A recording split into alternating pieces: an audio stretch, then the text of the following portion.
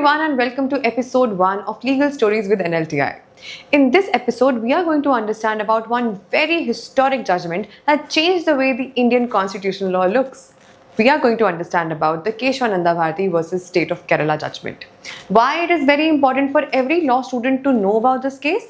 Because this is the case which gave us the most important basic structured doctrine. The doctrine which says that Parliament, by using its amending power, cannot disturb the basic structure of the Indian Constitution. So now, what was this judgment? What all happened? Why it happened and why the entire judgment was there? All of it, let us understand step by step. So let us get started. First thing first, why is this judgment really important? Because it was dealing with some really important questions. The first question was if the Parliament can amend any part of the Indian Constitution, including the fundamental rights, and can the Parliament, using the amendment provisions, amend and change the Indian democratic system? That is something really important and really interesting which the Supreme Court had to answer. So why and what all happened, let us understand. So, when we got our constitution back in 1950, at the core there were three very important fundamental rights. First was given under Article 14, which talked about equality before law. Second was given under Article 19, which talked about right to freedom of speech, expression, movement, trade, and much more. And finally, there was Article 21, which talked about right to life and personal liberty. What happened next? Let us understand. There happened a property conflict. After independence, the government sort of observed that there is unequal distribution of land. There are a lot of people which has a lot of land or maximum land, and then there are poor people who has absolutely no land. So, to ensure that there is social and economic justice and there is equal distribution of land, government introduced a lot of land reform laws. Now, at that time, right to property was also part of our fundamental rights. So, a lot of people, a lot of landlords who were owning land, using their right under Article 19 and under Article 31, approached the court saying that these land reforms are against their fundamental rights. And the Supreme Court, respecting their fundamental rights, all the time or maximum time, cancelled those land reform laws. So, to make the land reform laws applicable, the Parliament did three really important amendments. First was the First Amendment of year 1951, where the Parliament created the 9th schedule.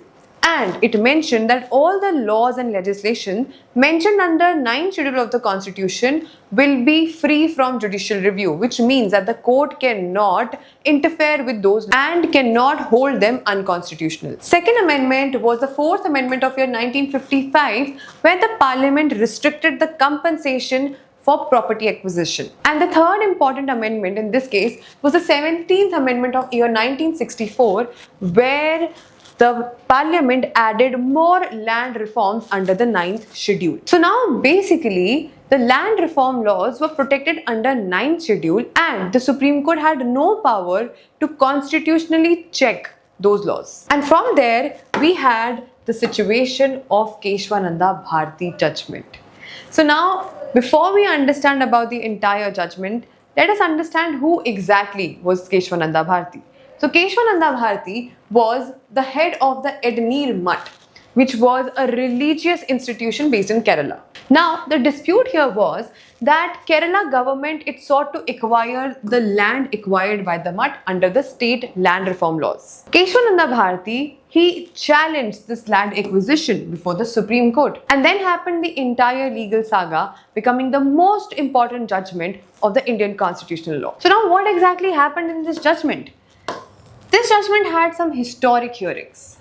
The bench size was 13. That means 13 judges heard this case. It is so far the largest constitutional bench in the entire Indian history.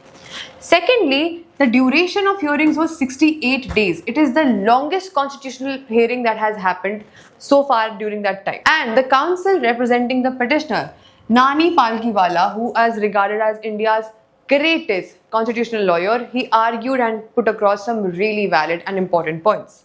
And for the government, H.M. Servai, who was the Advocate General, he represented the government. Very important to notice that the word basic structure is something which has came out of the arguments or the pleadings done by Nani Palkhiwala. He argued straight for 9 days without any notes. So, and the term, he has given this term the basic structure. And then coming to the important judgment. So now this ruling was announced on 24th April 1973, and by 7:6 majority, it was held that the parliament has wide amending power. However, it cannot amend the basic structure of the constitution.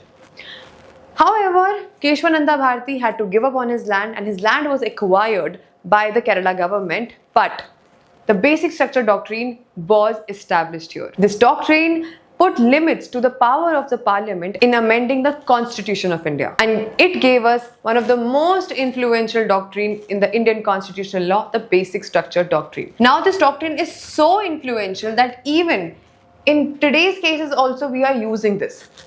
In very recent cases, which is the NJAC case of 2015, this doctrine was used. In right to privacy case of 2017, the K.S. Puttaswamy's judgment, it was used, and the electoral bond judgment of 2024. The basic structure doctrine was used, and a lot of things, a lot of amendments were cancelled. I hope this video helped you to understand the importance of basic structure doctrine, and you're going to apply all these learnings in your CLAT preparation.